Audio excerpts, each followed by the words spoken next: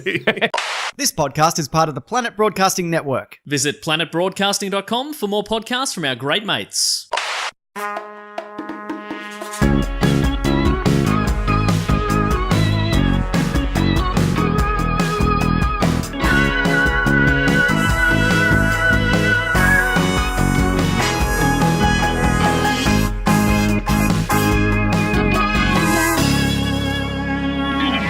Welcome to Primates Podcast, the podcast where we go through primates and popular culture from chimpan A all the way down to chimpan Z. Somewhere during that, I forgot how to start this show, but I got through it. And this week, we're joined by super primates. Oh. I normally rank between the two. I was just checking to see if I've written any sort of bio for you guys. This is what I've written. All right. This week, I'm joined by primates Joel Duscher and Jackson Baly from Sans Pants Radio!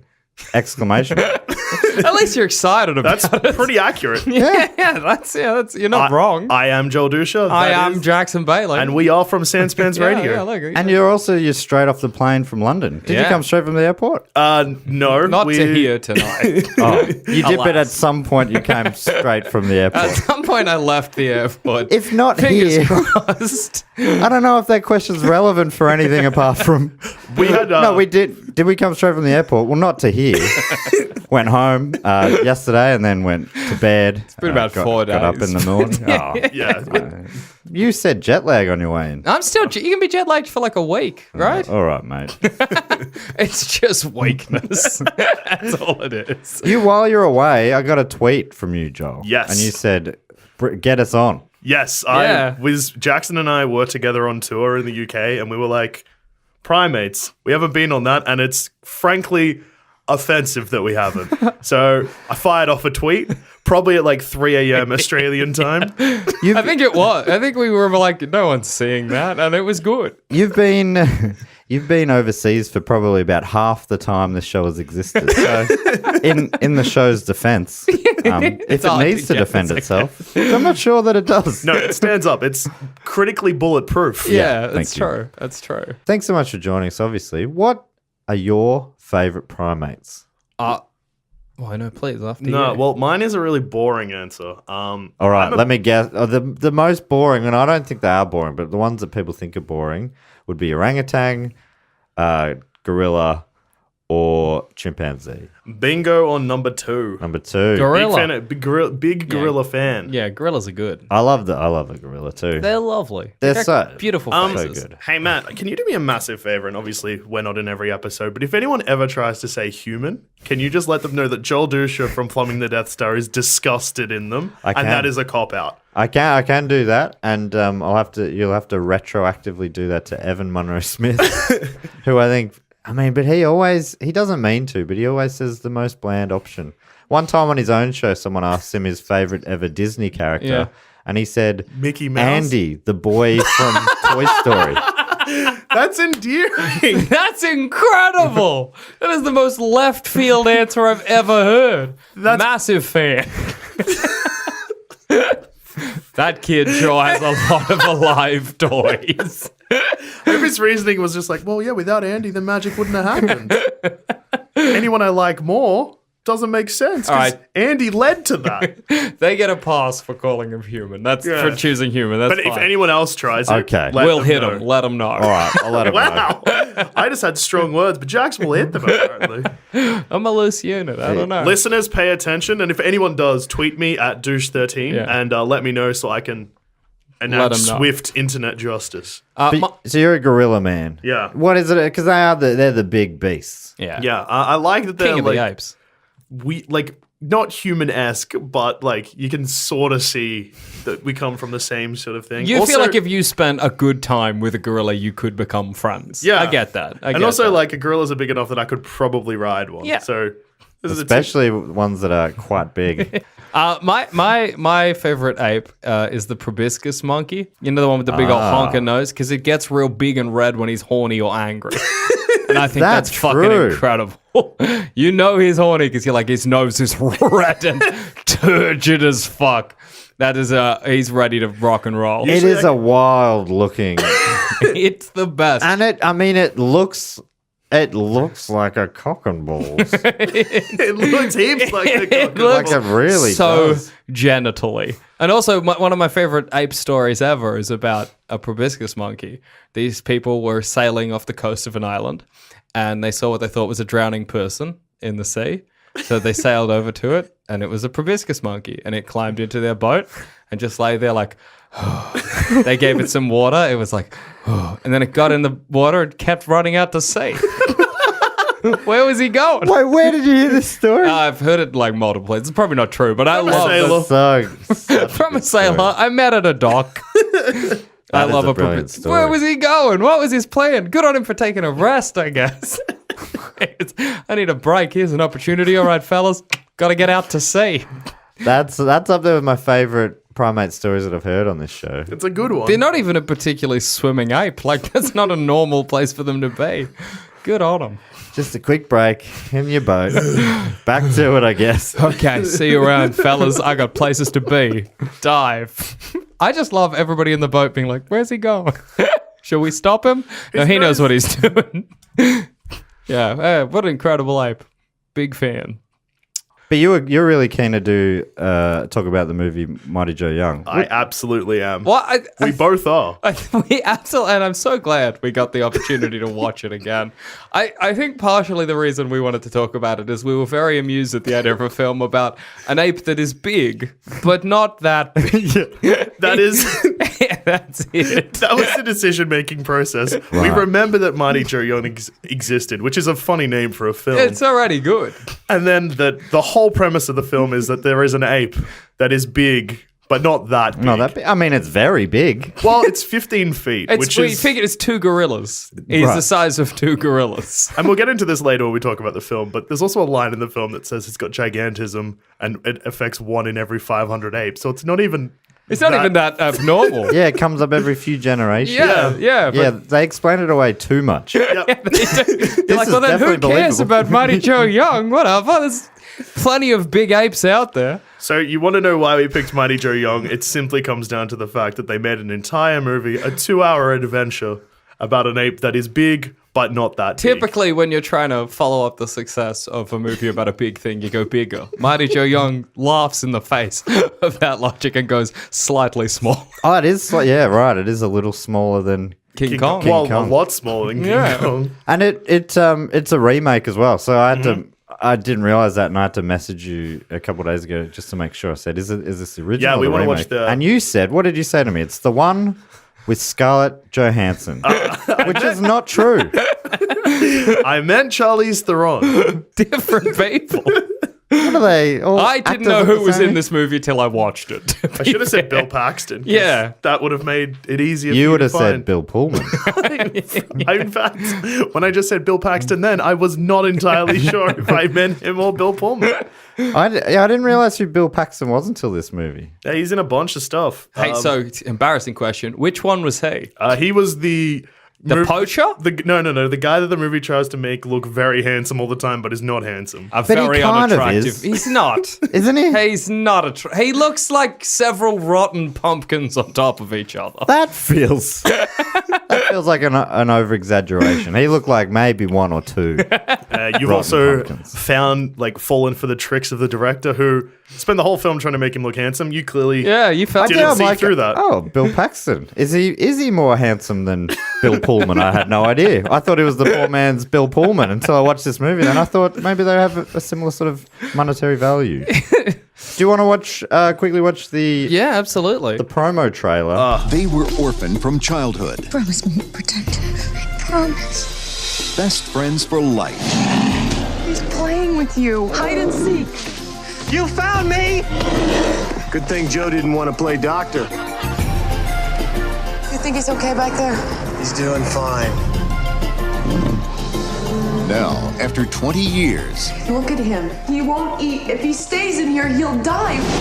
their greatest adventure is about to begin. Oh my God. All right, Jose. That was so cool. Joe needs me. Once you meet him, you'll never forget Joe! Disney's Mighty Joe Young. Can you get him to put me down? Joe, drop him. There's a lot of things in this trailer. One, the tone of the film is wildly different from the trailer. Yeah, that's a fun romp sort of Yeah. thing. Two, it does the thing that I like that trailers do that includes the very last shot of the film Oh, yeah. in the trailer. And three, it includes just so many jokes that don't land in the film, nor do they land in the trailer. Wonderful. Just wonderful. Yeah, yeah. Another thing, Playing doctor is usually like a euphemism for sex. sex. That's what I was thinking. Are they So- like lucky he didn't fuck you? Like, is that what they were I saying? guess so. Because that is lucky, but what a weird thing to say. Also, Yeah. just about that trailer on the IMDb trivia page, that trailer uses sound effects from Stargate for some reason. Really? Yeah, from the movie and from Stargate SG-1 as well are just used in the trailer, not in the film. So one thing, I guess they just had them. one thing that both you and the listeners are going to have to come to terms with is that from announcing that we were going to do this episode to being here today, Jackson and I are now experts on Mighty Joe Young. Okay, great. Any question I can answer. a bold So why was this made? Why was it remade? Well, great question. The director, Ron Underwood, he had just come off the success of City Slickers and Heart and Souls. Mm-hmm. And he also made Tremors. So I guess Disney were like, have a movie about an ape that's a bit too big. Had he just made Tremors? Tremors was 1990. This was 1998. Okay, I don't know that. I got no explanation. So so he's on a bit of a roll. Yeah. This was a bit of a flop though. It Yeah, but cost don't 90 million and made 50. 50. He followed it up though with a worse flop. His next film was The Adventures of Pluto Nash. Oh, well, I'd heard of this one. So that's an Eddie Murphy film. It is one of the biggest box office flops of all time. It made like $100,000 on like a $50 million budget or something. Oh, that's a bummer. It is weird they remade it because the original Mighty Joe Young is it's a classic ape loose flick, like Yeah. a 1950s. Oh no, a gorilla's loose, and that is a problem. And then I guess Disney were like, why don't we turn it into like a family-friendly romp? With a bit of an environmental message. Yeah, kind of. Poachers are bad, and if you're a poacher, you will fall into a generator and die. Yeah, Spoilers. Poachers aren't like the poachers depicted in this movie. If you recall, several years ago, I forget when, that dentist shot a lion, right? Yeah. That's a poacher. This guy's a supervillain. Yeah, Like the he villain really of is. this movie is not like a... For poachers, I don't really seem to care about killing animals too much. Like, Yeah. at first they shoot a lady and an ape, and then later on in the film they they try and kill Joe, but for revenge. Yeah. There's a great line where they're like, how much money will we get for the big gorilla? And they're like, oh, a couple million. That's not that much. Yeah, It's frankly not worth it. they've flown across the world and back. I mean, to have that truck and fly a massive gorilla over, that would They be... are not making much of a profit on killing Joe. And then imagine at the end of that movie, they do kill Mighty Joe. What then? Do they chop him up there and then? But that's what in their heads, these villains thought that he'd be worth more if they sold him off for parts. Yeah. Who's buying parts of a big gorilla? One big gorilla roll. Surely a living huge gorilla Yeah. is more valuable than Like a big gorilla kidney. Yeah. What, What are they using the parts for? Although if I was a wealthy billionaire and someone was like, I can give you a shellacked giant gorilla eye to just have in my lounge room, that's pretty cool. Should we just quickly explain the plot of the film to Yeah, the great. listeners? Yeah, just yeah, because sure. Especially like, how did this villain begin? Yeah, How did he become the 8-fingered man? So, the film starts in the past with a flashback, classic, which depicts a environmentalist and her daughter observing and playing with gorillas in the wild. A Jane Goodall type. Yeah. You know? Incidentally, Jane... Oh, no, Jill. Jill's the name of the character. Incidentally, Not relevant at all. I'm jet lagged, all right? It's been 4 days. incidentally, another J name. Yeah, it's okay. What are the odds? Do you think it's an homage? Jane Goodall. You think that was would on purpose? Was she alive when this movie came out? That would be rough for reckon. Jane. Anyway, the plot. So, yes, poachers attack and are trying to shoot the family of gorillas, kill the mother of Joe Young, who is a gorilla, Yep. and the mother of Jill Young. Jill Young, who is a human. girl. Yeah. Then there is a funeral scene that is a funeral in the forest. An incredible funeral scene because, and this was one of my favorite moments. So when Jill Goodall's mom is dying, Joe, who is there, crawls up and holds hands with Jill Goodall's mom. And then the next scene... Jill Goodall is like, because that would feel like a definite homage, calling it Goodall.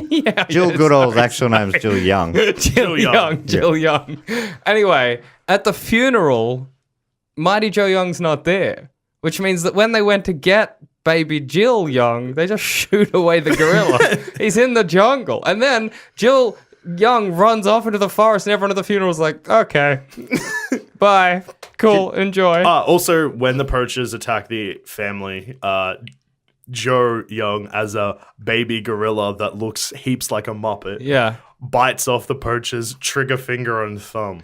A fun fact, the baby gorilla is played by Vern Troyer. Yes, that is a fun fact. The funnest of fact. But some people might remember him for his stint as Mini-Me, not me.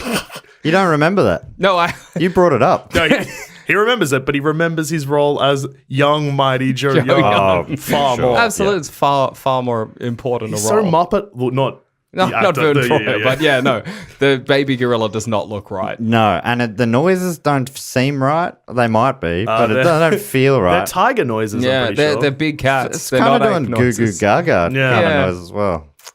And then we get a jump forward to the present. Then Bill Paxton. What is his motivation? Someone's going to have to jump in here. Bill Paxton. So from memory, Bill Paxton is like, I have heard about, there was a name for it, but it's basically like Mightyjoyoung is the protector of the forests. And he had heard about Jill Young's mom somehow and knew that Mightyjoyoung was around. So he's like, I got to capture it. So he gets a friend of his or a guy who pays him to get poachers to help him track down Mightyjoyoung. Yeah, the guy is kind of like the Joe Pesci character. Yeah. And then they try to capture Joe Young, but they don't. He's Joe Young. He's not Mightyjoyoung. No, he's still just Joe. But he trashes their cars. Yep. He causes a lot of problems. Then because he comes down to save a jaguar. Yeah, that's right. He does. He does. And then he shows pulls it out of a cage. Yeah. And he shows human level intelligence where he uses a chain to try and behead everyone in the car. That's pretty cool. That was exciting. But what was the go with Bill Paxton just trying to get blood from everything? Yeah, that's never. He just needs blood. He had this big long spike blood extractor. How thick did the jaguar's blood look as well? like goop. Yeah, it was not right. Jelly. And then he was just trying to get Mightyjoyoung's blood. Yeah, what? I couldn't figure it out. That's great if he's trying to get Mightyjoyoung's blood and they get him the Jaguar and he's like, well, I'll take it. might as well grab some blood while I'm here. Yeah, just doing some tests. Yeah. And then he runs into Jill Young, who is like, stop, don't hurt him. Joe Young's, he's a good ape. Then does Mightyjoyoung punch him in the face? Oh, no, he picks him up. Picks him up, drops him. He blacks out, wakes up in a hospital. That made the promo. Yeah. Right at the end. What a scene. And in the hospital, they're like, hey, you didn't see a big ape. You must leave the town Get now. out of here. And he's like, I saw a big ape, Like, guys. no, you hit your head. Yeah, hit your head. There was no woman. Then he goes outside where Jill Young is. He's like, oh, there she. Yeah, I did see a woman. So this is all quite different from the original. The original, it's sort of set in Africa at the start. Yeah. And I don't know if it's a Jill Young Type, yeah. But probably Jill Young, right? I haven't seen it, by the way. I've just read a couple paragraphs about it. And a showman comes over and he wants to bring Mightyjoyoung back to be a Hollywood star. Yeah. And convinces her to come over and be seek fame. That's great. With the big gorilla. That actually makes more sense than the remake. Yeah. Right. So there's that guy and it turns out that they don't treat him very well. Oh. He's in a cage all day and then he's demeaned at night on stage. Yep. And there's a love interest as well, so like a cowboy character. Oh. So the guy who brings her over, the showman guy, and the cowboy, they are combined in this movie to create one Bill Paxton. Hey. So Bill Paxton's character's name in this is Greg O'Hara, and that's a combination of Ben Johnson and Robert Armstrong's characters, Greg and Max O'Hara from the original, the cowboy and the showman. That's are they the wild. two sides of his personality? There's also a cameo in this film of two of the original cast members when Jill Young walks into a party and she's looking very nice in a flashy dress, and then it just cuts to two random old people. I thought that was so. I'm like, this means something. Yeah, but it's so weird. This is like using Princess Leia in a new Star Wars, and people go, "We all know what's going on." But this movie, no one's watching it going, "Oh, that's the original Jill Young 50 years later." Because she's like, she looks familiar, and then the guy's like, she reminds me of you when we first met. Yeah, That's very fucked up. strange. They needed to wink at the camera and say, "She's the original." It was in the. This is a remake. This movie. Yeah, it'd be fun. They should have just been like, it's a sequel. Just say the same thing happened again, but to new people. Well, if apparently one in every 500 gorillas, it's probably not that uncommon. Then it makes sense. Yeah. Age difference is interesting because Bill Paxton and Charlize Theron become they're idol. the item in it. Yeah. 20 years. 20 years. 20 years. That's ridiculous. I guess was that normal in the 90s? Well, Entrapment came out in the 90s or early 2000s, featuring Catherine Zeta-Jones and Sean Connery. Really? Ooh, Yeah, boy. the age gap there is like 30-something years. That's I've heard that is pretty common. For Hollywood to do. I think they've probably stopped it a little bit now, but I think in the 90s it started getting pretty out of control because they were like, we want like a middle-aged man, an action hero that all the dads out there can be like, hell yeah, that could be me. Maybe I am Sean Connery. But then also the leading ladies, you gotta get young and very attractive, so then you Yeah. end up with weird dynamics. Again for the dads, I guess. Yeah. Why is it all about the In dads? the 90s, they were making Dad films market. for dads. That It was valuable a different dad time. market. The 90s, the Yeah. pre 9/11 days. We were more naive back then. It was all so many ape movies. Yeah, there were a lot. So many. So what Are we happened? saying 9/11 stopped ape movies? I think When was the that's last part- ape movie you remember? Rampage. Nope, doesn't check out. Rampage has a big Although ape. maybe we're hitting an ape There's been like 5 King Kongs. Like renaissance. a renaissance, if you will. Renaissance. Renaissance, sure. Fuck. So we've got, because the King Kong movie, Yeah. the Rampage, but then also the Planet of the Apes films. Yeah, that's true. It's been a bit of a renaissance. The Renaissance. It is maybe Just it saying. is. The world has recovered. It is born, it is ready. So the 40s was the first, Yep. then the 90s, And and we're now back. the whatever this decade is, which The 2010. the 10s. That's That can't be it. Boring. I can't wait for the 20s so we can have a decade name again. Yeah. Let's just start calling this the again. the tennies. The 10s? We're in the tennies. We're in the 10s. Okay. I like the teens, but that doesn't count for the first Yeah, no, 2 it's years. annoying, isn't it? 3 years. Yeah. Tennies. No good. Tennies feels very specific to the one. The 1 year at the top. It's good, but it's also. Look, it's a millennial word. Yeah. The adults, they don't understand. They don't get tennies. Gotta be Tennies. hip with the tennies. Anyway, what happens next in the movie, Jack? So after Bill Paxton, he realizes that obviously Ape is real. Ape is real. He says to Charlize Theron, he's like, I know about Mightyjoyoung. I work for a zoo as an animal capturer. And I'd like to, he's going to get caught by poachers here eventually. So this seems really funny because he's like, hey, I wasn't the only person who saw that ape. The poachers I brought with me saw it. So the poachers are going to get you. It's his fault. But nobody addresses that. But he's like, take your ape to my preserve in Los Angeles, and we'll be able to give Joe Young one hell of a nice place to live. Then Charlize Theron says some spiel about making him get bit by a spider or something, and he calls her out on it. He's like, hey. That's no. not real. And she's like, maybe you're not a fool, Bill Paxton. Maybe I love you, old man Bill Paxton. Yeah. And then she has a chat to her friend who's like, you gotta fucking do it. She meets some poachers. She yells at some poachers. I love this scene where she's like, hey, poaching is illegal. Which, What? Oh, what? oh no, I retire from poaching. I'm so Better clean sorry. up my act. And the guy responds by going, "Ay!" in her face, which I liked as well. That's pretty good. That's a good reaction if someone calls you out because no one's expected to get yelled at like a cat. Hey, you're dumb. Yay! Oh, What do I do maybe now? you're clever.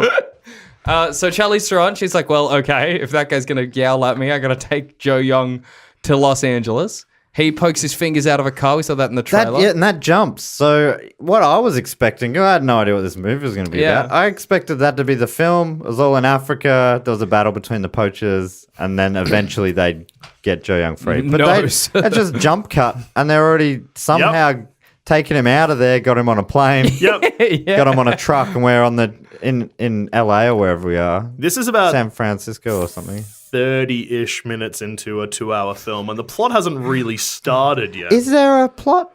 Oh, there's a couple. Stuff happens.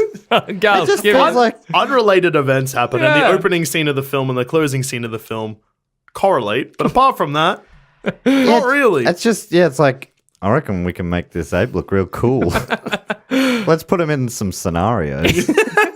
Mightyjoyoung is a big ape in scenarios film. It is. And he responds in every scenario the same. Yeah. He's good, and then he gets upset, and then he's bad, and then he's good again. And everyone's like, we'll forgive this ape. But super, like, he's really good until someone really gets in his face. Yeah. Someone jangles chains. It's got to be something pretty bad. Like, he's pretty chilled out. Yeah. He's a chill ape for the most part. It's very funny. You're making it sound like he's ready to snap at any moment. You're just as bad as the poachers.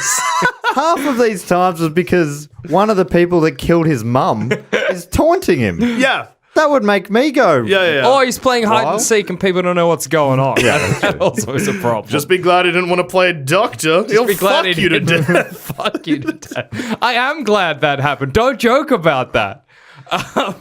So they get him to the preserve. They make a big deal. Like, it seems like there's not much room for him. But then they're like, no, he's got heaps of room. But we never see him. It opens up over the back. But we don't see it. He just always stays in the front, I guess. $90 million budget, couldn't shoot a scene in a field. There's a great line where Charlize Theron ends up in, she's staying in like in zoo housing. And she's like, I guess this will be my cage. But it's never brought up again. She's never like, I belong in the jungle. She's just like, yeah, this sucks. I noticed that as well because she doesn't sleep outside in Africa. No. She lives in a slightly different house. She hates this one. And this one's a couch because it had lots of clocks that hadn't been set yet. There was a mini montage of midnight flashing clocks. Yeah. That's. I know they were meant to be like, it's midnight, but you're like, no one. Yeah, you're right. No one set those clocks. That's nothing. Which is amazing because that means the people who made the movie were like, that's getting, like, you can set a clock. That's something you can do. I was wondering, were they trying to tell us there was a power outage? Yeah, maybe. I don't think so. I assumed I'd missed something. I still assume I missed something. That was some sort of an homage to the original. Yeah.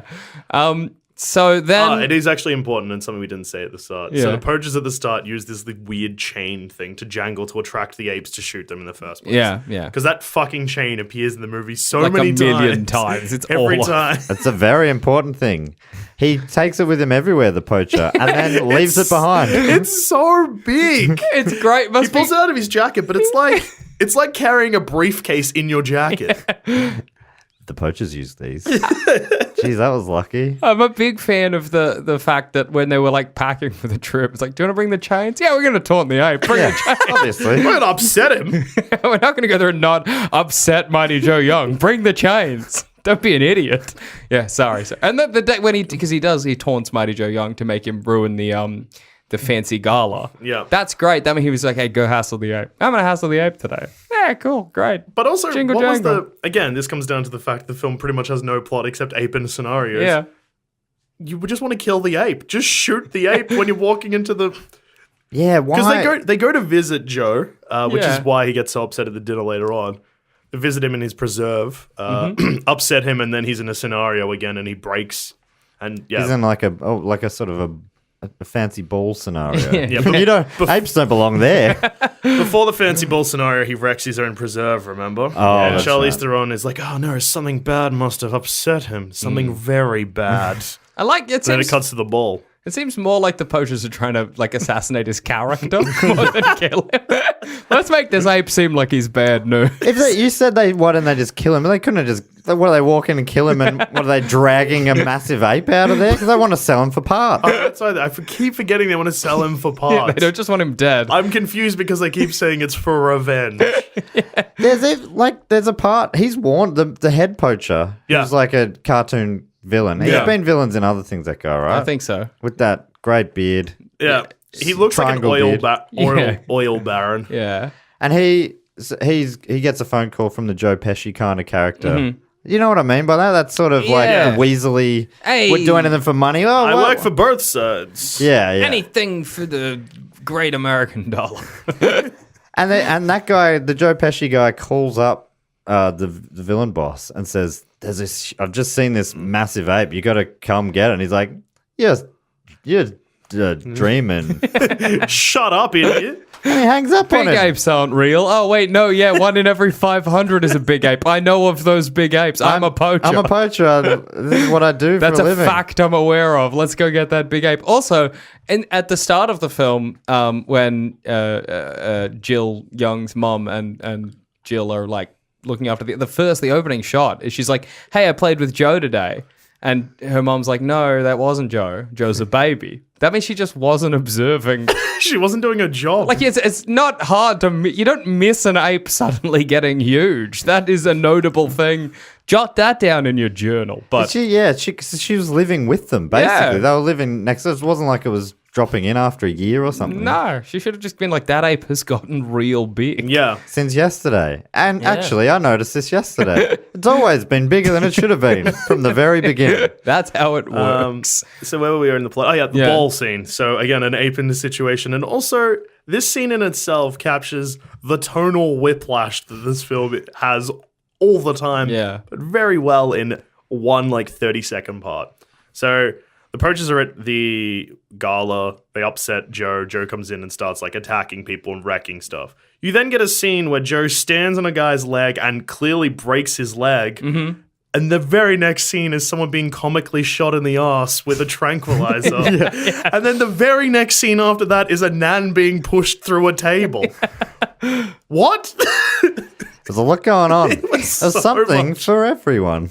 Was it the kind of thing where they started with is the nan through a table a dark scene or a comedic scene? I think it's comedy. Okay. Because, she gets pushed by a guy who gets knocked over by Joe, and as he's falling, he's like, whoa! Okay, that she means goes flying. I was just wondering if it was the kind of thing where they were really dark, and someone was like, "Have someone get shot in the ass with a tranquilizer, even it out," or if they were we gotta balance out the guy getting his legs crushed, and they did the ass shooting scene. They're like, "Not enough. Push a nan.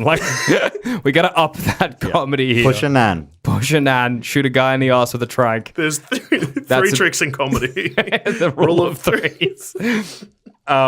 Yeah, that scene is I'm trying to think of anything else wild that happens in the gala scene. There's just a lot of bananas around for no particular, I guess, to celebrate their big ape. Hooray, we have a big ape and heaps of wasted bananas. Yeah, that was the banana tower. It was sort of this weird. What was it? Because Charlize Theron, she was stressed out about we shouldn't have this big event. Yeah. He's still not settled in properly. Yeah. And she's like, "You can't do it." There was a short argument, and the guy's like, "Okay, my hands are tied, basically." It's got to happen. Next thing we know, Charlize Theron's in a ball gown. She's overdressed for the event. She's overdressed, and she's she's really like, I uncomfortable feel weird. yeah. And then she's like, "People are staring at me." And Bill Paxton goes, "No, they're staring at the Tower of Bananas." Which I would be staring at the Tower of Bananas. I was like, what why? is that doing over there? Was the writing of that scene oh no, they're not staring at you, they're staring at, and then he's like tapping the paper, a Tower of Bananas. And the art department's like, "All right, let's get to work." Hell yeah, this movie rules. But also, what was the plan? Because obviously in the film it plays out in a way, and this movie does it a lot, where so the movie plays out so that Joe Young comes in and wrecks everything, and everyone's like, "Well, what about ape?" But what was the actual plan of the characters? Were they going to walk a giant ape into a party? Yeah, what Was it? the aim Yeah, there? was it? No, I think they were going to pull the curtain back and light it from his Okay, that's from his paddock. Reveal that Joe. makes But instead, he jumped through the screen. yeah. And then people start suing. No, not Mighty Joe Young, but the zoo because he See you in court, gorilla. because he broke that guy's legs. So- I mean, they did have quite a low. I mean, it was an electric wire, but really, Yeah, no, jumpable. I mean, he honestly, pushed a tree to get over it, but Yeah, well, he broke the thing because he learns about the electric fence with the poachers like chains. Yeah. So I forget what he's getting sued for, but Like what exactly? They list the amount of money the zoo's getting. And they're going to put down. They're going to put down. No. Or as the film says, again, because tonal whiplash. I guess this is the part where they're like, no, this movie is for kids. They say, and this is a direct quote, like, so due to the damages of the park, it's recommended that we put Mighty Joe to sleep. Yeah, they don't even say put down. Put him to sleep. Put him to bed. Aren't these veterinarians or whatever? Yeah. No, we don't want to. Don't want to kill an ape. Don't want to kill an ape. Well, I mean, the whole point. Apparently, this is from an article I found on Cinelinx, Cinelinx.com, and it said the original. Apparently, the purpose for the original was to recapture the magic of King Kong but with a happier ending, like a kinder, gentler, and somewhat smaller version of Kong. That is very funny that this movie was made as like what if King Kong but happy? That's great that they think the big terrifying ape destroying New York dying is not a happy ending. Hooray for New York. They don't have a big ape in it anymore. That's a win. And apparently there were people who worked on the Kong movies who came across, including the same writer from the original. Oh, wow. Ruth Rose, one of the same lead actors, Robert Armstrong. And the guy who did the Kong special effects, Willis O'Brien, also worked on both. Does that mean that those people who worked in the original King Kong weren't happy? They were like, the ape shouldn't have died. I love that ape. Kill our ape. That ape was like our child. The ape was too big, so maybe this time Little bit smaller. Can we make it manageable? A manageable giant ape is the aim of the Mightyjoyoung. Well, in the original, remember, Mightyjoyoung is less mighty and more just Joe Young. He's just a normal gorilla. He's just a gorilla. He's not even He's not big once in 5 generations big. No, he's just a gorilla. Which is bad. Gorilla loose bad. Gorilla loose is bad. It's not good. I wouldn't be happy with the news, but it's not as bad as giant gorilla loose. Right. That's a lot worse.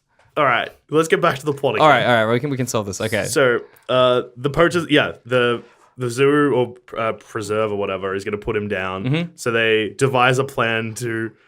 So we've gone through there's kind of 3/3. Normally with thirds there are 3, and in this case, no exception.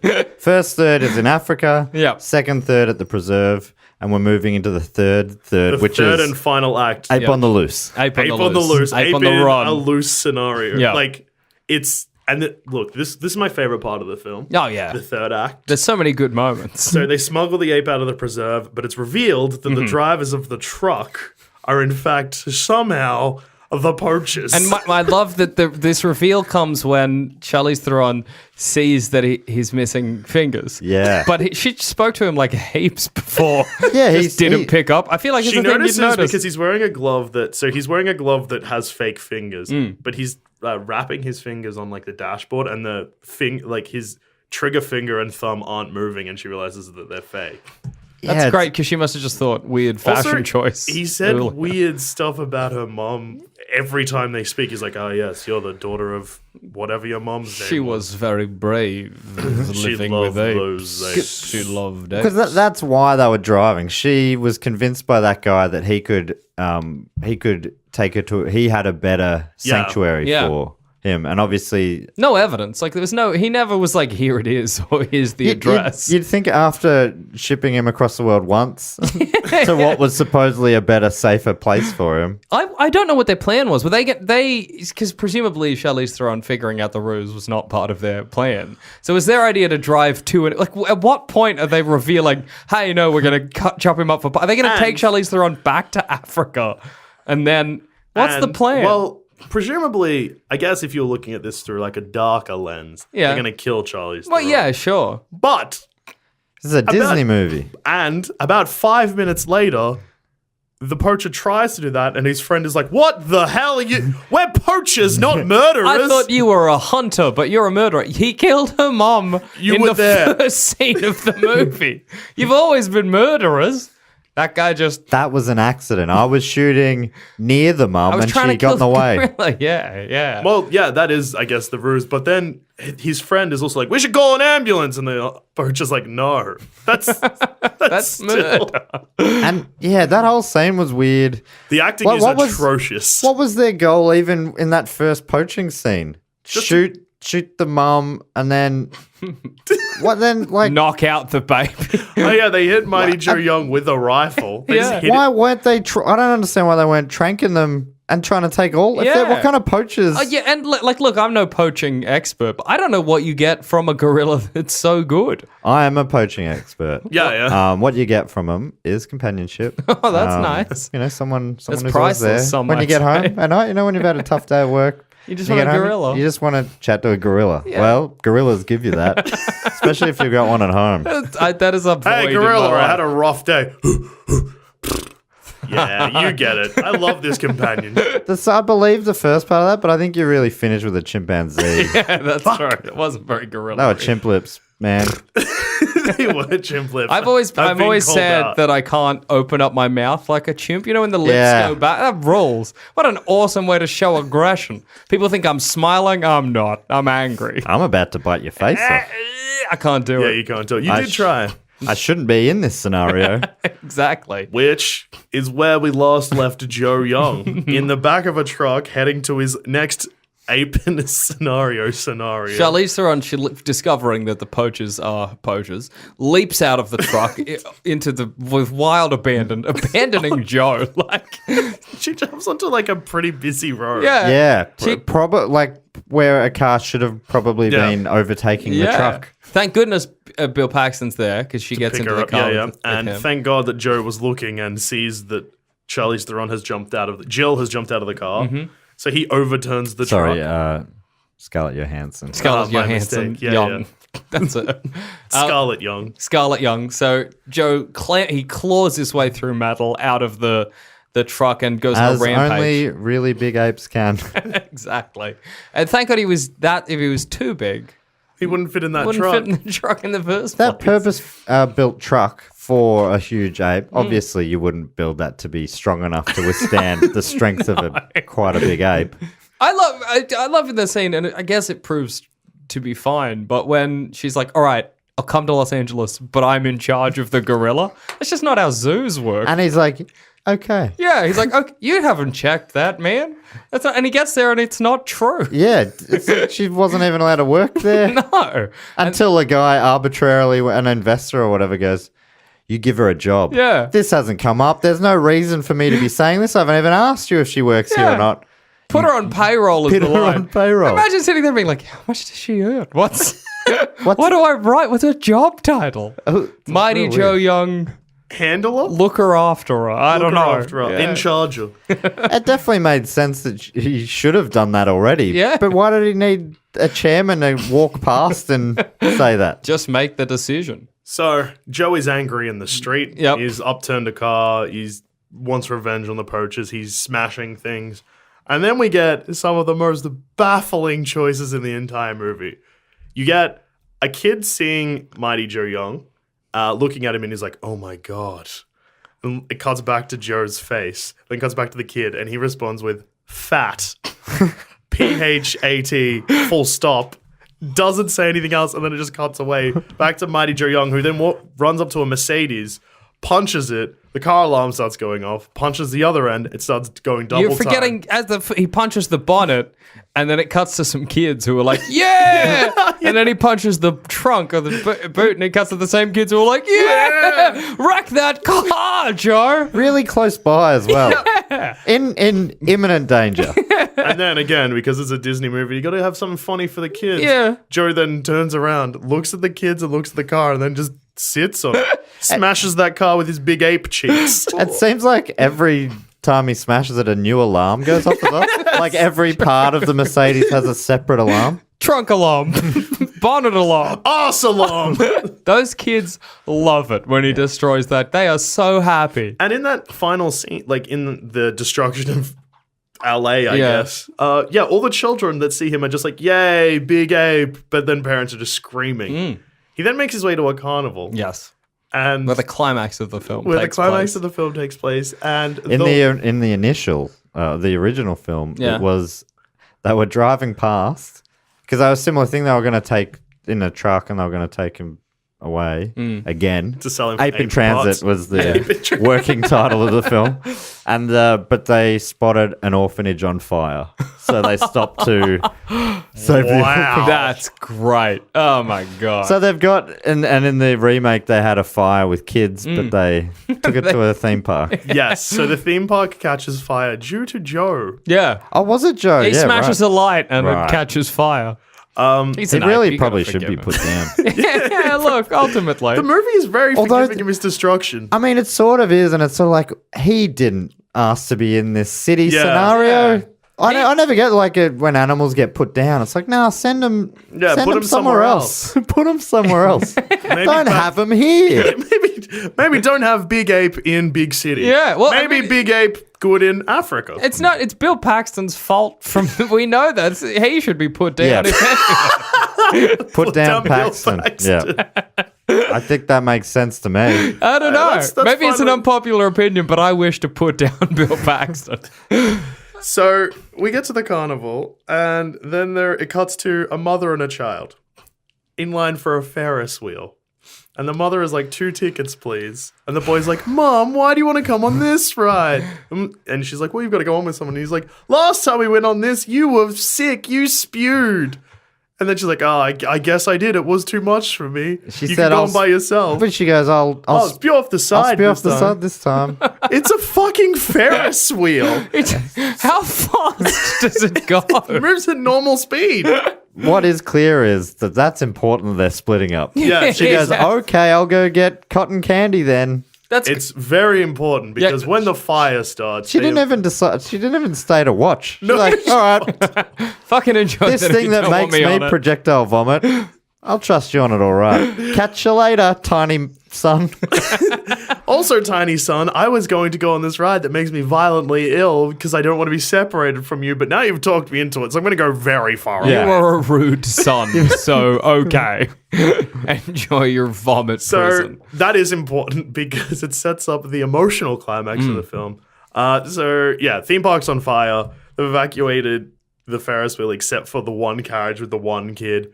There's an explosion at one point that kills a cop that is just a cut in the film for no reason.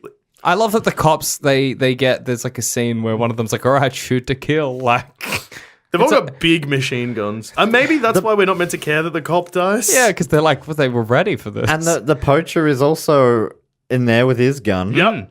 But he's split off from the other poacher because he's like, we're not murderers. yeah, The guy who was really almost as big, if not a bigger cartoon villain. He was Yeah. taunting the ape. He was doing the taunting. Yeah. And he went, oh, hang on. This is somehow This too is my far line. now. This is my line. Burning carnival. This is not what I signed up. I guess it wouldn't be. If you're used to just like chopping up a panda for guts or whatever, then all of a sudden you're killing women at a Which was burning strongly carnival. alluded to earlier in the Yeah, film. yeah. A panda. See what we can get for panda bits. They're not assuming someone will eventually check up on their panda. No, yeah, And then, cool. so then we get to the finale of the film. Joe picks up the poacher, throws him into electrical wires. Beautiful. He survives, but he's holding onto the wires. But then his 2 fingers that Joe ate at the start of the film, the fake glove falls off, and he slips and falls into a generator and is killed. Chekhov's 2 bitten off fingers.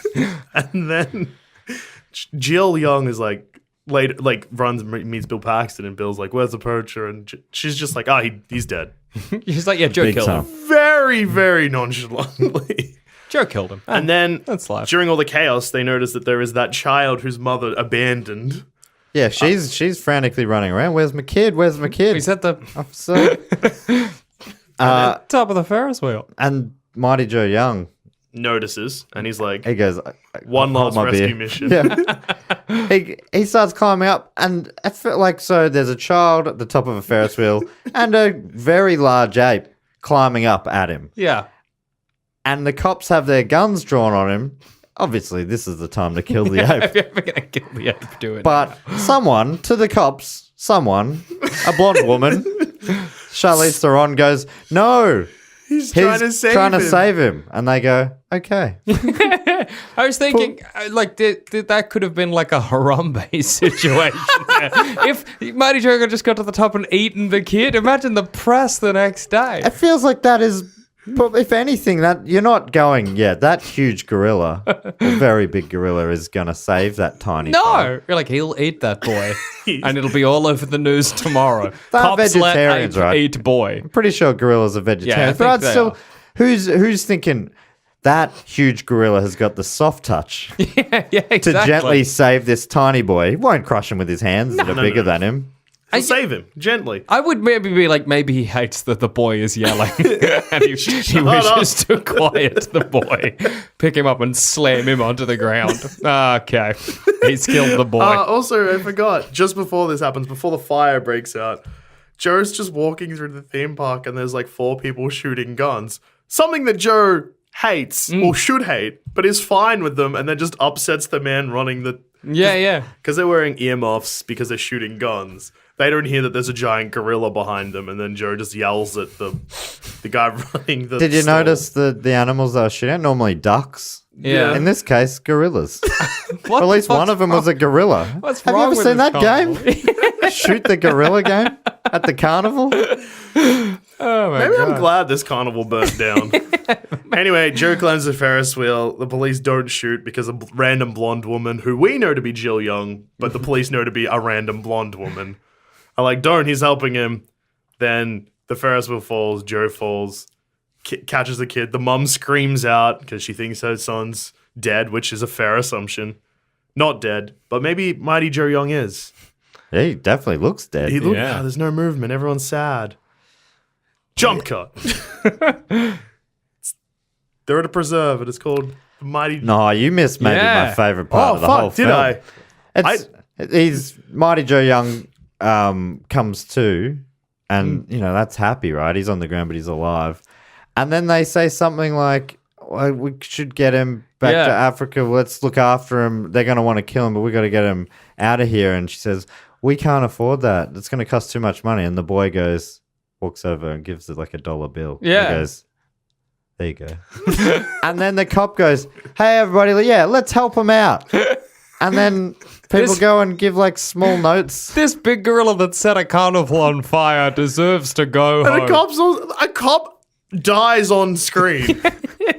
I'm not making this up. There's an officer down. A stall Call for literally- backup, for the love of God.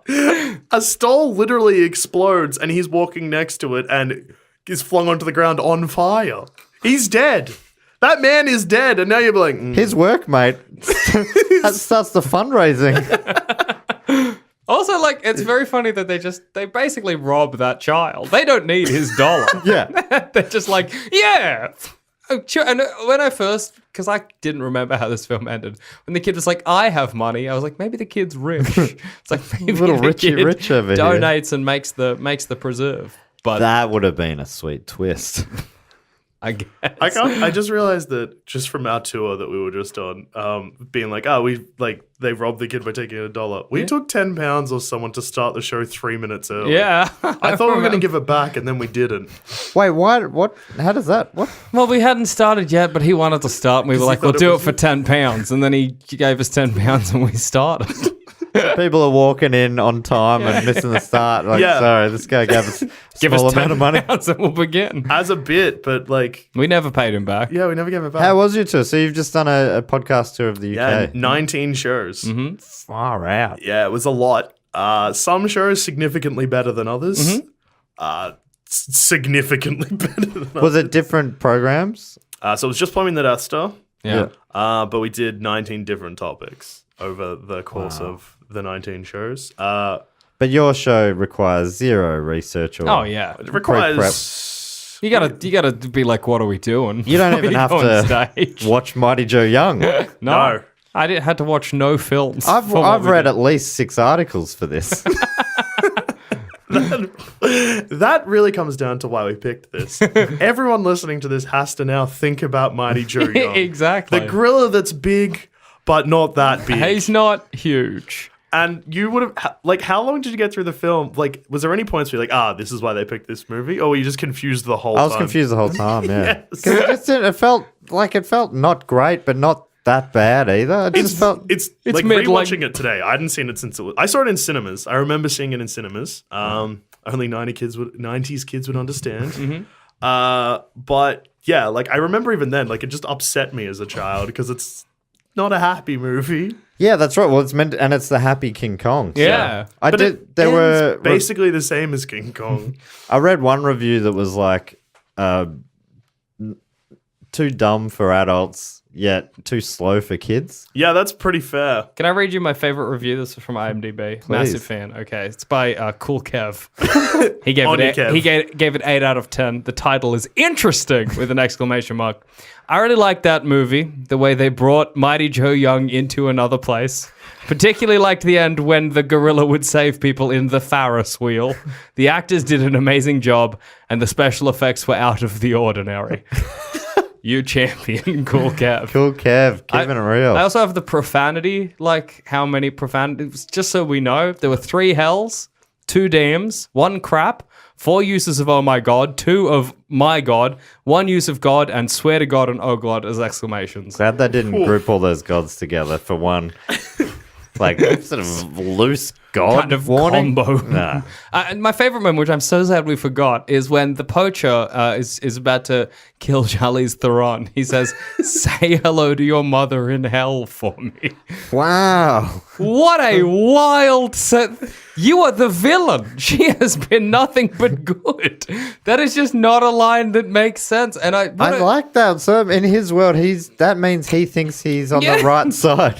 He, for some reason, looks at conservation as Jill Young and is like, "You're going straight to the fiery pit." I'm doing God's work, poaching. That's what God wanted. God hates gorillas. What do you think Noah's Ark was? That was just for his hunting reserve. Chop him up for parts. That's what he wanted Noah to do. That I could not even believe when that line happened. Was it improvised? Was it in the script? Who knows? There's Massive fan. See you in Was it hell. a choice by Bill Paxton? Was he like, I got to give this oomph? See you in hell. Bill Paxton? Yeah. It was even... That wasn't Bill Paxton's line, was it? Yeah, it was Bill Paxton's line as he's about to shoot Charlize Theron. Not Bill Paxton. Not Bill Paxton. Sorry, no, yeah. That would is have been a twist. amazing. See you in hell. No, it was the poacher, the actor of whom I forget. Do you want to hear a little bit about how they brought Mightyjoyoung to the screen? I'd love to. This is back to that Cinelinks.com article, everyone's favourite cinema news website. Absolutely. Like King Kong, the 1948 Mightyjoyoung was done by the technique of stop motion, invented by Willis O'Brien, who worked on that movie. But in the 1998 version, Mighty Joe was done by a man in a radio-controlled animatronic gorilla suit created by legendary makeup artist Rick Baker. You familiar with Rick Baker? He also worked on Star Wars, did the makeup on that. But we've talked about him a little bit in the Congo episode. Okay. Because he was the arch nemesis of Stan Winston, who was the makeup guy for that movie.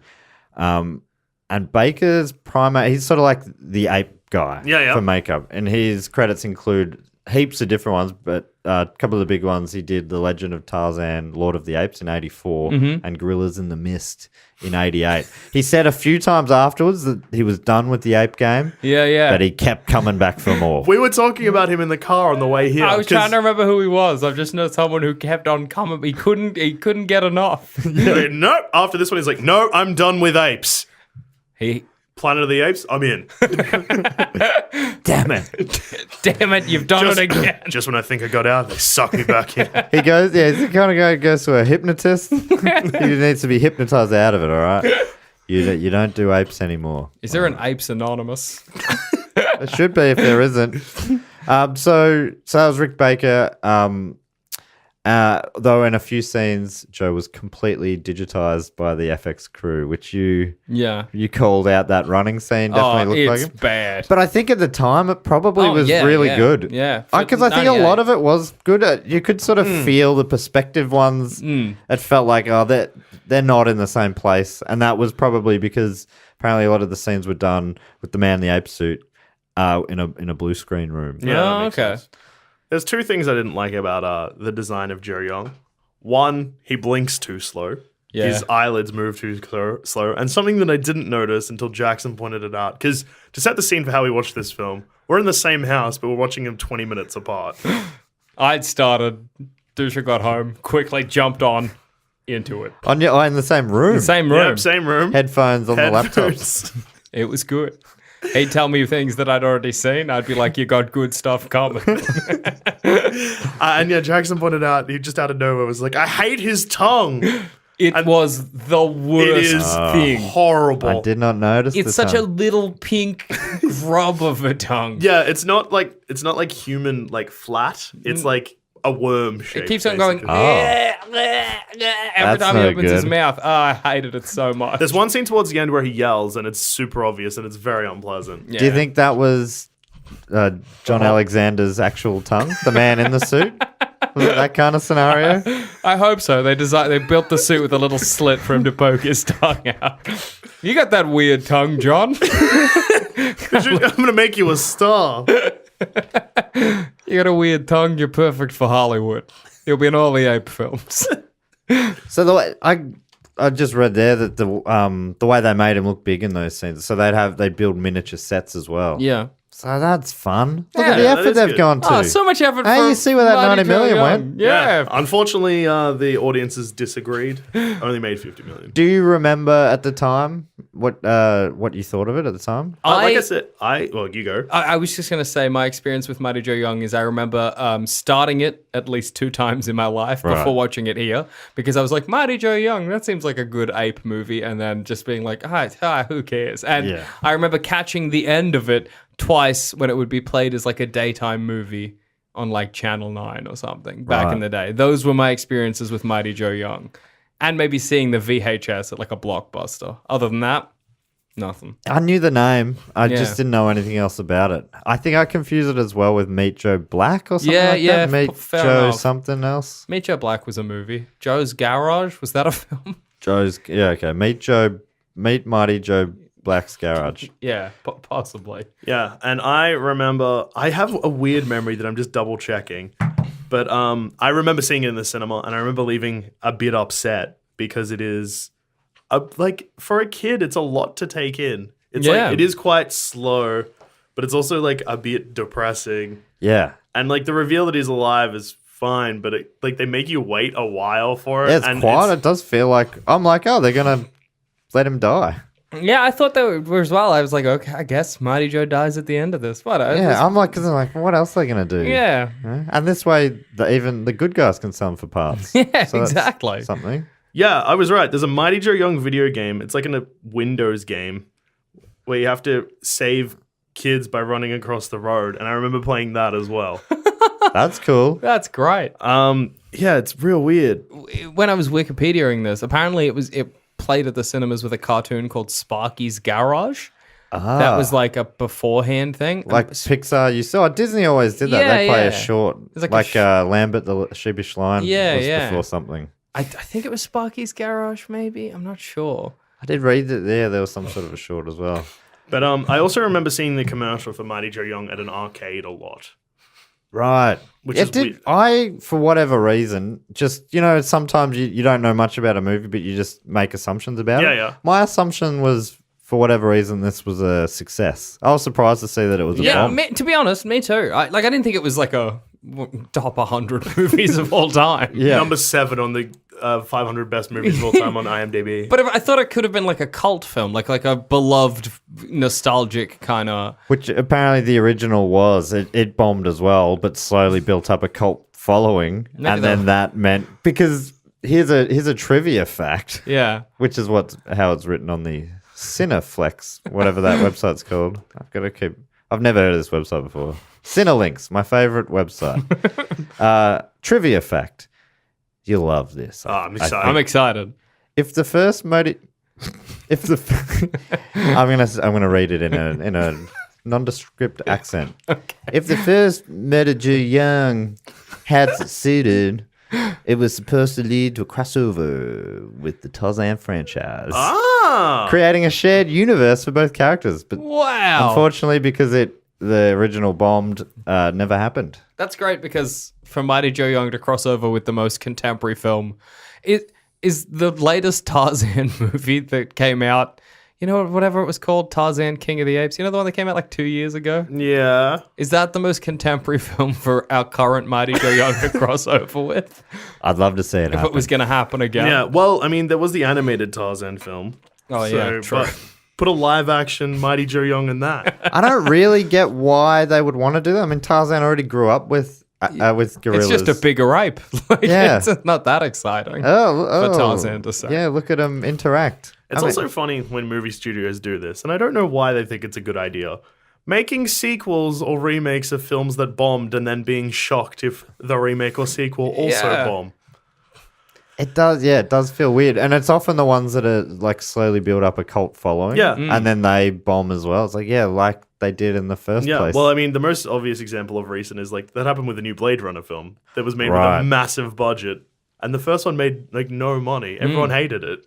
And then, the same thing happened. I reckon Anchorman almost was a bit like that. That seemed to get bigger after it went to DVD. The opposite of this, though, is Austin Powers.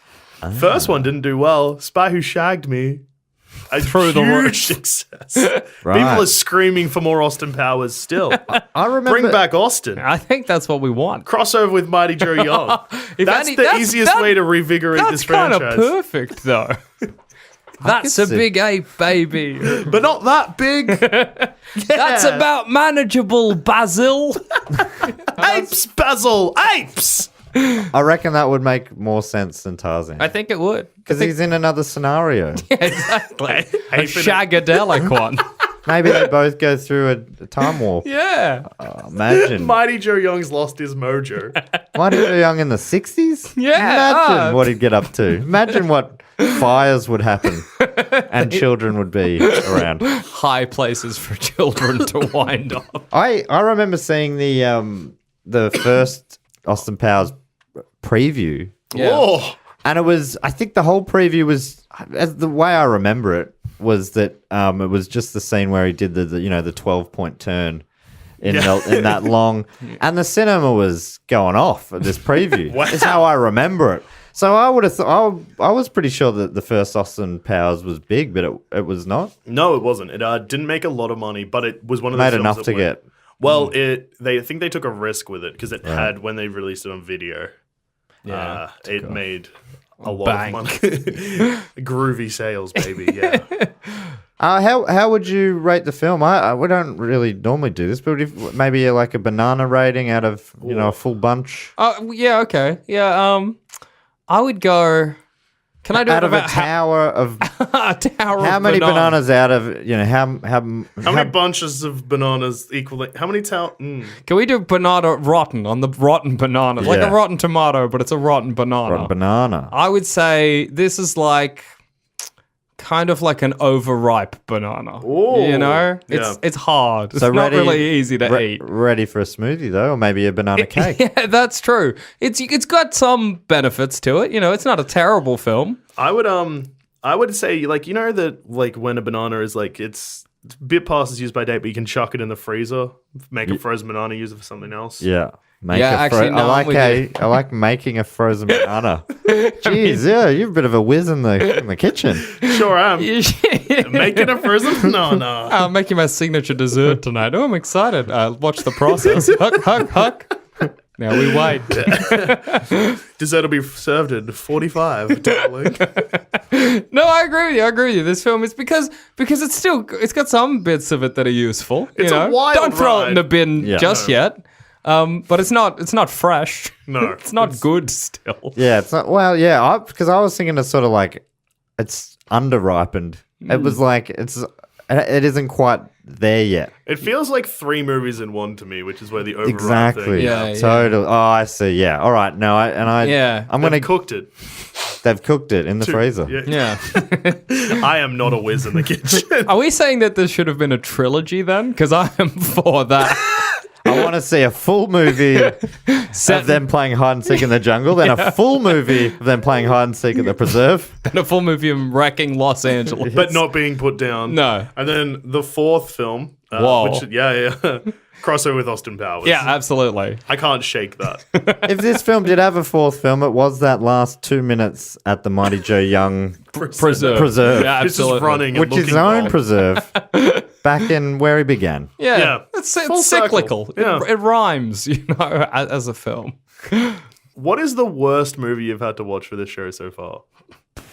It's probably, like, just for on its merits, worst movie. No, the one you've had the The worst hardest time. Was it Mighty Joe Young? It was probably Congo was probably the hardest one. Or that or MVP, which is most valuable Valuable primate. primate. Oh, yeah. But that one was different because you kind of knew going in that it was going to be tough. Yeah. And expectations sort of change. I think this film. So okay, so I this, expected this. I had no idea that Yeah. if you wanted us to watch it because it was good or bad. Neither. For some reason, I was thinking it was going to be good, but I'm sorry. it was just fine Yep. instead. This film. So Again, recommending a film that's neither good nor bad is far funnier than telling Oh, someone to yeah. watch a bad movie. it's kind of like when you get in the shower and the hot water's nearly run out, and you're like, I'm not freezing. Yeah, this but could be worse. I'm not clean, but I'll hack it for a bit, and then I'll get out and be slightly disappointed. I just like That the was this film. confusion like that you would have had, and the confusion that's exactly what I aim for with this. Like,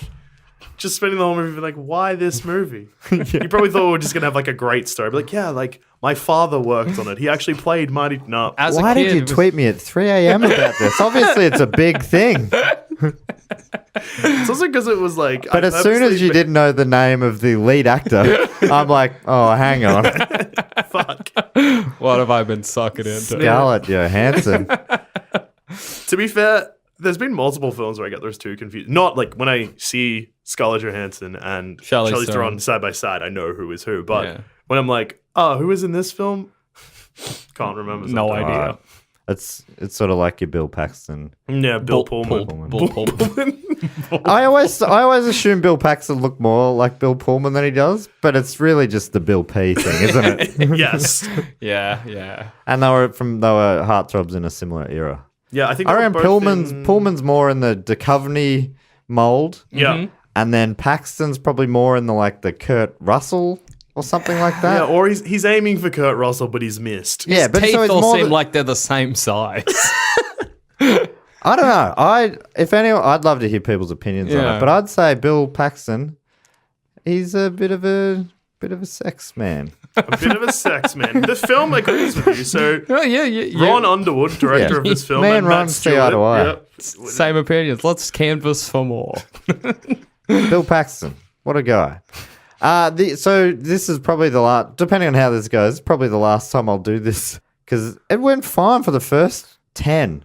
And then the last couple, people are like, what the fuck is this? Like the guess. Anyway, so I'm excited. Yeah. So normally we talk about how much of yourself you see in the primate on Oh, screen. fuck. You've picked the right boys for this. So they say chimpanzees and humans share about 98% DNA. Yeah. So as a percentage, how much of yourself do you see in Mightyjoyoung? Oh. And why? What do you see in him and what's different as well?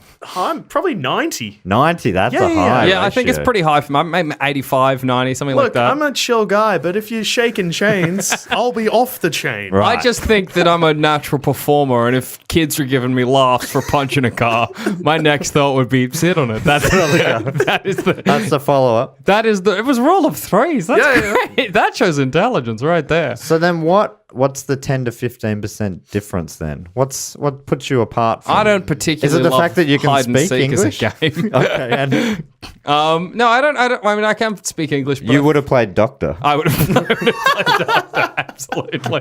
They would have been like, didn't you wish you played hide and seek? That would have been that scene there. I think To his corpse. It's just been fucked to death. Oh, That's a God. rough death certificate.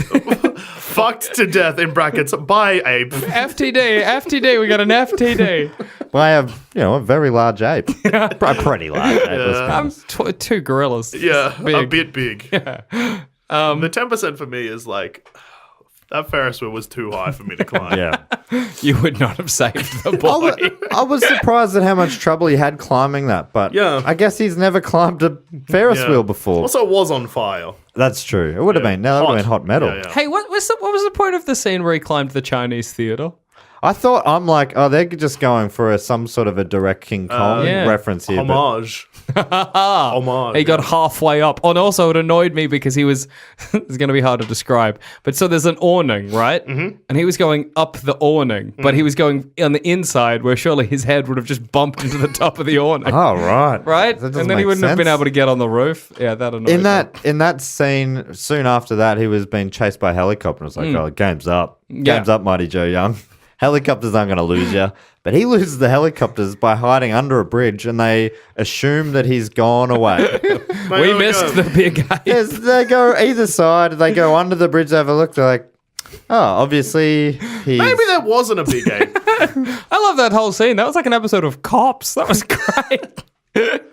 I think that was my favorite scene in the movie where they were chasing Mighty Joe Young. I nearly called him Mighty Big Ape.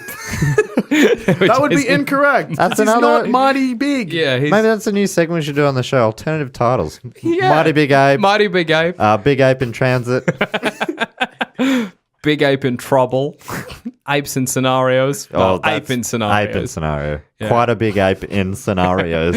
Quite a big ape in brackets in scenarios. That's, that's appealing. I'd watch that. Big Trouble, Little Big Ape. Big Trouble with Little Big Ape. Little ape, not that little, in trouble. In brackets, big. All right, now Catchy, we're getting catchy somewhere. That is title. catchy. Oh man, people be singing that like a jingle. Absolutely. We've changed the face of the Mighty Changed Joe. the game. Maybe it's time for another remake. Yeah. Yeah. I reckon it is. Well, they waited 50 years the first time, but I reckon 20 this time is about right. I reckon I'd say I see a lot of... I'm with you guys, about 85 to 90. Yeah. I reckon for very similar reasons. He seems like, well, he's what I'd want to be. Yeah. The only thing that stopped me going from 100 is my own modesty. Yeah. He wasn't wearing much clothing. Oh, that's true. So yeah, relatable ape.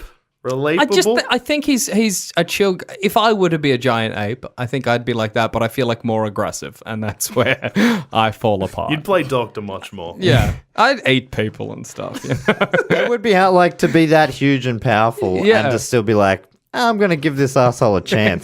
That takes a big ape. When he picks up Bill Paxton, I'm eating Bill Paxton. The movie doesn't happen if I'm Mighty Joe Young because they're like, well, Leave him in Charlize Africa. Theron's just going to cover up a murder, basically. That's the difference there. Be the bigger ape. Yeah. Oh, that's good advice. So that brings us to the end of that. But now the final segment of the show, everyone's favorite segment, which I got to look to the screen and remember what I call it. Something like Primate's Sporting Mascot segment. Okay. Catchy title. Thank you.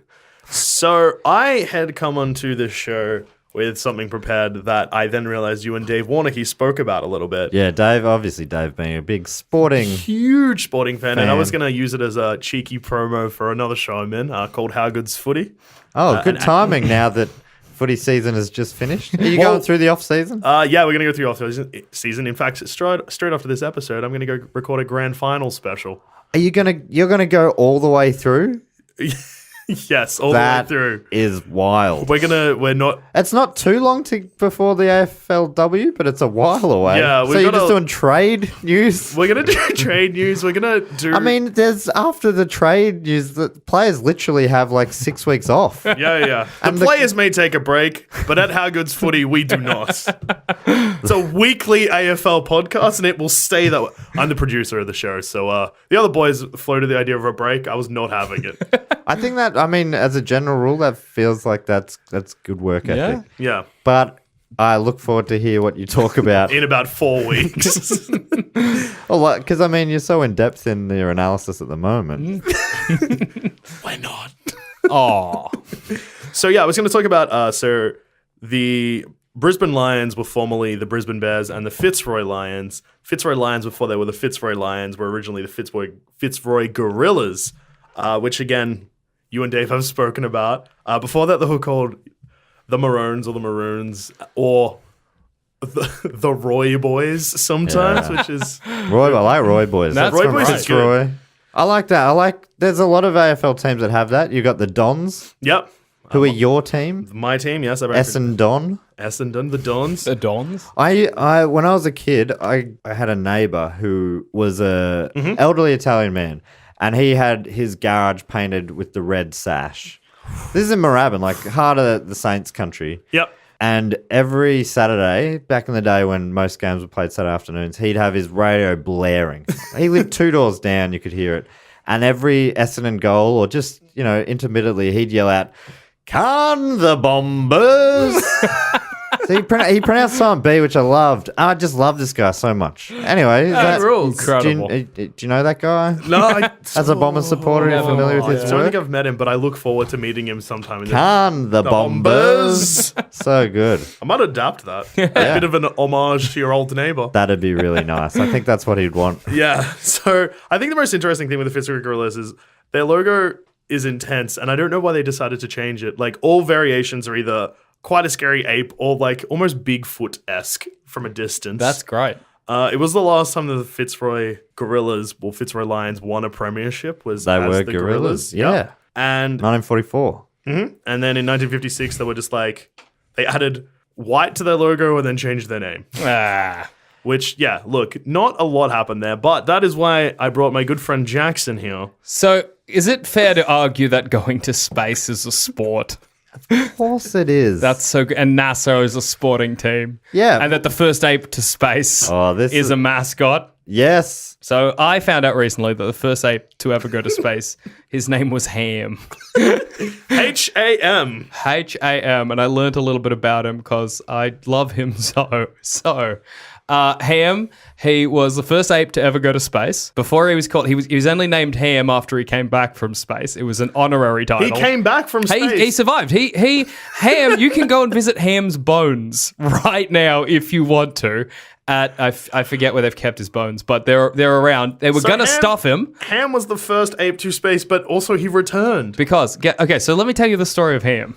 Because he's incredible. So, originally his name was Number 65 because they didn't want to name any of the apes. Very sporting. Well, because they were like, if we send a named ape to space and it dies, the people will be like, mourn for Ham. So they didn't want to do that. But personally, all the people that were raising the apes, there were about, I think, like 20 apes at like an ape space school. It's funny his name's Number 65, but there was 20 apes. But continue. Maybe there were 100 apes. I don't know. And he might have been the 65th ape. Like some had died previously. Yeah. We don't know. Anyway, privately they called him Chop Chop Chang. I don't know why, but that was their nickname for him. Chop. He went to space, and when he came back, he was named Ham, which stands for the Halleman Aerospace Medical Center. He was named up. That's where he was trained.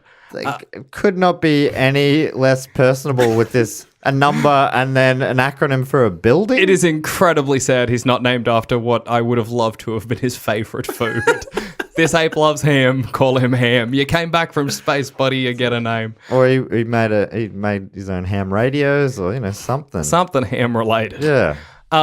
He was trained. So the research that they learned from sending Ham to space was used in the very next space flight with a human being because Ham was just that good. He was trained to press a button after seeing a blue light. That was what he was trained to do. And the way he did it is that if he failed to press the button, he got an electric shock on his feet. But if he succeeded, they gave him a banana. So he figured it out in the end. He went into suborbital flight. He was up there for 16 and a half minutes, and then he landed. He did it perfectly. I watched the footage. You can watch him up there in space. His ape face is just like, where am I? What's happening? I'm just in space. No good. The only damage he received was a slightly bruised nose from being in space. Jane Goodall said of the photographs of Ham going into space, I have never seen such terror on a chimp's face. Oh, That's a direct quote. Why are you laughing so hard at this horrible story, douche? When Ham came back, though, he got like a hero's welcome. So he should have. They set him up in a really nice zoo where he lived to a ripe old age, and then when he died, they were like, let's stuff him and put him on display, and they were like, no, that's disrespectful to Ham. Yeah. He was the first ape in space, so they buried him, they had a funeral for him, and they kept his bones for science. For respectful. And that's Ham, the first ape in space, and my hero. Oh my God. Jane Goodall, like it already felt sad, but an ape expert saying that she's never seen... Never before in a... Well, I guess if you're an ape and you're going to space, that's scary as hell. You don't know what's happening. Why... they go to so much effort to train an ape. Just send a human up. Just go straight to humans. Oh, no. Go balls to the wall, send a human. Well, apparently they were testing to see if you could perform actions in space because they didn't know yet what would happen. And Ham was only like a minute slower than he was back on Earth, so he was pretty good at his job. Send up a human. And Ham rules. Minnie, who was the first if Ham didn't work out, they were going to send up Minnie, who was going to be the first female ape to space, and she was the only female ape in the entire school. She had such good genes that they put her in the breeding program, and all space apes afterwards were Minnie's children. Oh, right. That's good. Great news for Minnie. Space apes, man. It's a trip. They were going to put him on display next to Laika, the Russian cosmonaut dog. Well, yeah, because Laika didn't come back. No, Laika, that didn't work out. But Ham, champion. So how are they going to put it on display next to it? Well, I think this may be a statue or like a fake Yeah, dog. because Laika went to space. Well, there was Laika and Belka. Belka being the other dog that's into space. Maybe Belka came back. I don't know. Laika, I'm pretty sure, and my knowledge solely comes from a song by the Drones. Yeah. Is that Laika got sent to space, but stayed in space. Yeah, no, possibly. But yeah, no, so Ham went to space, came back, named Ham. Just so happy. Jane Goodall saying that's the most frightened she'd ever seen a chimp. That is heartbreaking. No, it's not that sad, because if you sent a man to space without telling him what you were doing, he would also come back looking the most frightened. Like, what is about to happen? I don't know. It was a very mild electric shock to his feet as well. Like a very mild one. Just a one enough to be like, no, press the button, get the banana. And his reward. So what he would have thought is, you've been rewarded for doing all these tasks, right? Now we're going to shoot you out of a cannon into the sky. Well, I don't know if he ever knew he was. Keep pushing a button. I don't know if he knew he was in space. He probably There's didn't no know. windows in his little thing. He's probably just like, where am I? And then he landed in the Atlantic Ocean and they pulled him out and he was like, that was a weird 16 minutes. I'm good now. He fucking rules. It's the best story. Because usually these stories are way sadder. So I know, maybe imagine if that story ended with and Ham died in space. Instead, Ham came back, got a hero's welcome and a funeral at the ripe old age of... He had a slightly bruised nose, which is also interesting because that means at some point he hit his face. Yeah. It's cute, the bruised nose. What happened? I mean, all the things you're selling as positives are like maybe good human things, maybe. Yeah. He doesn't give a shit. I mean, he's dead at his funeral. Yeah, he doesn't care. And He his got a hero's funeral. welcome. You're like, what the hell's going on? He got sent to a zoo. That was probably pretty nice. Not as nice as the jungle, I guess. But nicer than NASA's Holloman Aerospace Medical Center. That's true. That is true. Well, it is a happy ending. It's a happy ending I for was Ham. wrong. I'm gonna finish on a lighter one. Because I love talking about these sports mascots. This isn't a primate one, but I was tweeted by a listener, Naomi Lane, and she said, because you love mascots, behold, which I liked. Anyway, the Montgomery Biscuits Biscuit. The Biscuits are a minor league baseball team in AL, which is Alabama, I reckon. Okay, yeah. The most delicious mascot of them all. Or is AL Atlanta? I don't know. Let me find out. You guys talk. Yeah, let's fill this. I'll tell you about another ape I know about. This one's not sad. Absolutely. She ruled. Okay. No, Ham rolled too. Don't listen Yeah, to what Matt said. Ham was sick. This her name was Lucy, I think, and she was raised to believe she was human, and she loved three things: smoking cigarettes, reading Playgirl, and masturbating. Yes, I know about this ape. What a great ape! She lived the life we all wish we were living. Also, apes, an interesting fact that's probably been brought up on the show before, but I'll bring it up again. Giving apes money means that within a couple of hours, they figure out prostitution. That's great. Apes love to fuck. Apes love boning. What I like about Lucy is that, like, Playgirl is naked human dudes. That was doing it for her. Good on her, I guess. It is Alabama, and there is the Montgomery Biscuit. Wow. Oh, boy. It looks like... Huh. Sort of looks like pancakes to me, with Yeah, butter in pancakes- the middle. The butter in the middle is As the tongue. far better drawn than any other part of the mascot, which is that's also true. It's interesting. so slapdash. We're talking minor leagues, guys. This Well, isn't... get a regular graphic artist. Like, it's not impossible. There it is on a hat. That's a good hat. Yeah, that's wild. What a strange. Sadly, and though, unpleasant- before that hat, on top of the hat, a related search term is worst minor league names. Oh, I disagree. yeah, Biscuits. I'm with Naomi. Most delicious minor league teams. Do you reckon they get biscuits at games? Yeah. Is there somebody who dresses up like that? Because it looks like a human couldn't fit in. No, I don't know. I don't understand the mascot here. It looks sort of like Snuffleupagus. Oh my god. Jeez, or a proboscis monkey. Yeah, it is proboscis. Good to see the nose is not red. You don't want that in a mascot. Anyway, thank you so much for joining us here Anytime. today. Thanks so much Jackson for having B. us. Baly and Joel Duscher. Joel Duscher, yeah, absolutely. If people want to hear more of you guys, where would they hear more of you guys? So we're part of Sanspants Radio, which is our podcast network in Melbourne. The main show that me and Jackson are on is Plumbing the Death Star. You can find that on iTunes. We're also in a bunch of other shows. I'm in a AFL podcast, a weekly AFL podcast that you have been on, Matt, and I welcome on whenever you like. What to a talk fun about. time. Well, now that I know you're going all year round, Yeah. I'd love to come in and talk trades. Yes, trade. Well, St. It's- Kilda, it's- the as- future's looking bright. Exactly. This is our time to shine, the Yes, off season. trade season. So yeah, that's called How Good's Footy. You can find both those on iTunes or wherever you find podcasts. And Jackson, do you want to I'm on a bunch of stuff on a D&D podcast we got called D&D is for Nerds. I got a podcast I do with my family, which is like a agony aunt style, people write in with their questions. We do our best to answer them, called Baly Family Circus. Again, you can find us on iTunes or wherever there are good podcasts to be found. The link to Sanspants below in the notes so people can find it. Yeah. Also, if you want to talk to me, all the social media things are Primates Pod, or I'm Matt_Stu_art on Twitter. I'm at Douche13. If you want to yell at me about ham, either bad or good, I'm at All Dogs Are Dead. Yeah, does that Twitter handle feel good to say every It time? always does. All dogs are dead. All dogs are particularly Leica. Yeah. Yeah, rest in peace. We don't know. That's a good point. Could be living on forever. We don't know. We normally finish the episode with our weekly catchphrase, which is a primate-related sign-off, and we don't actually have one, so you got to riff one, but we'll play it like we do it every week. Okay? So thanks so much for joining us, Duscher and Jackson, as we always say on the Primates podcast. See you next Renaissance. Yes. We See did you it. next Renaissance.